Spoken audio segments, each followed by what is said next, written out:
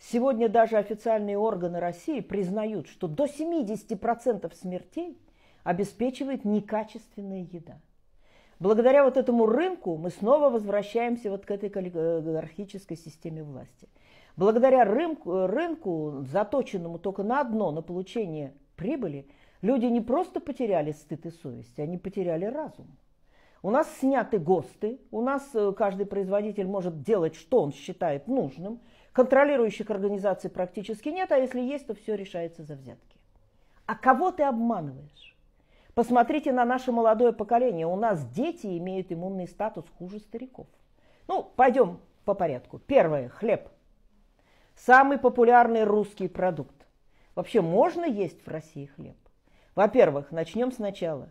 На Западе уже говорят о том, что селекционная пшеница, которую выводили из соображений морозоустойчивости, там, продуктивности, урожайности и так далее, никто не проверил, а как она через организм пойдет.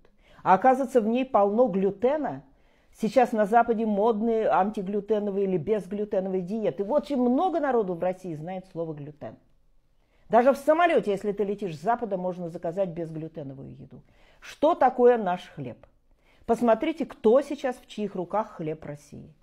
Это председатель Зернового союза Аркадий Злачевский, это президент Союза мукомолов Аркадий Гуревич и хлебопеков Кацнельсон.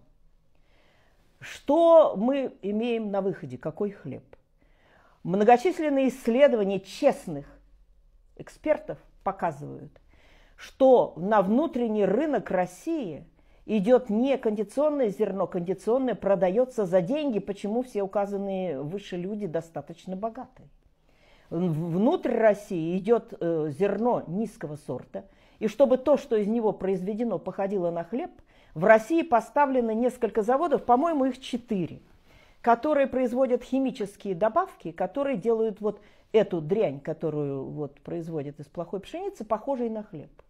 Они создают вкус, цвет, запах, они вообще дают возможность тесту подняться, без них оно не поднимается, дают вот этот припек, эту корочку, то есть мы едим муляж.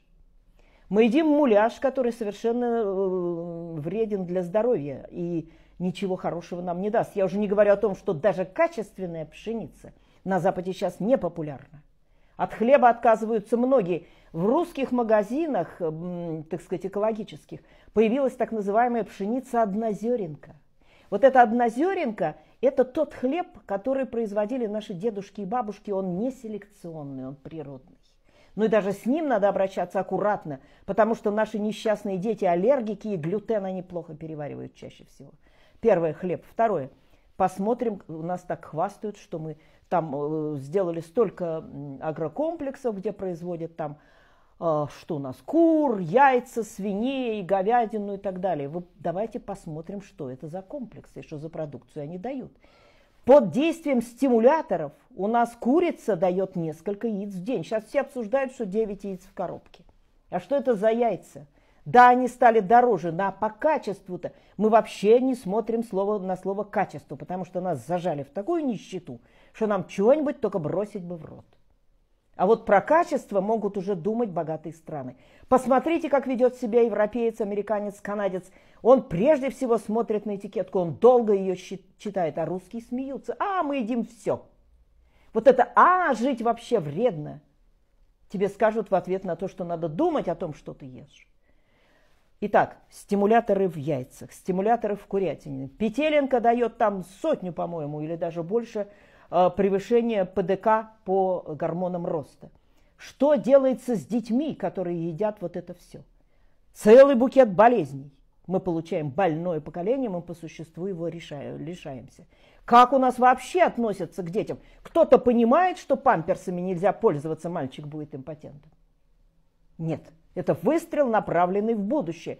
Кто-нибудь вообще запретил бутылочки пластмассовые и соски пластмассовые в России? Тем более бутылочки с бисфенолом, тяжелейший яд, который рождает все. Онкологию, потерю иммунитета, аллергию и так далее. Нормальные страны давно запретили бутылочки с бисфенолом. В России они идут. Мы ребеночку своему даем яд. Далее. Я почему все время подчеркиваю важнейшую роль ученых сейчас в управлении страной. Мы не разрулим без ученых все эти проблемы. Например, появилась такая жесточайшая опасность, как пластиковая нанопыль. Любые пластмассы, которые упаковка у нас обильно развита, и изделия из пластмасс. Тому же ребенку мы даем пластмассовую погремушку, пластмассовую соску, пластмассовую коляску. Маленькие чешуйки пластмасс попадают в воздух, и вот эта нанопыль пластмассовая сейчас засорила все среды, воздух, воду. В крови детей, маленьких, грудных, находят несколько сортов пластмасс. Что мы будем дальше делать с такими детьми, и какое спасибо они нам скажут, когда они, входя в сознательный возраст, выяснят, что мы сделали их инвалидами, и они скажут: спасибо, мама. У нас есть статья у комитета 100, которая называется «Зачем ты родила меня, мама?». Сколько детей кончают жизнь самоубийством? Мы думаем, мы их красиво одели, какую-то еду им на стол положили. Да они не знают, что такое счастье быть здоровыми. И еще об одном я хотела сказать. Увлечение ГМО, генетически модифицированными продуктами, которые очень выгодны в торговле и дают большую прибыль компаниям, оно смертельно для здоровья. Потому что ГМО, оно чревато многими последствиями. Во-первых, оно дает прямо напрямую бесплодие, рак, аллергию. Кроме того, например, нефтеядная бактерия, которую пытались осадить разливы нефти в Мексиканском заливе, дала микроб синтия, который сейчас поедает все живое. Ученых надо мобилизовать, а вместо этого в Америке убивают ученых, которые говорят о чуме Мексиканского залива. И итого, возвращаемся к тому же. Уважаемые сограждане, все, кто нас слышит, кто нас видит, становитесь умными, поддерживайте умных, объединяйтесь в организации, в группы, которые будут заниматься здоровьем, которые будут спасать детей, которые, по сути, дадут будущим поколениям шанс выжить.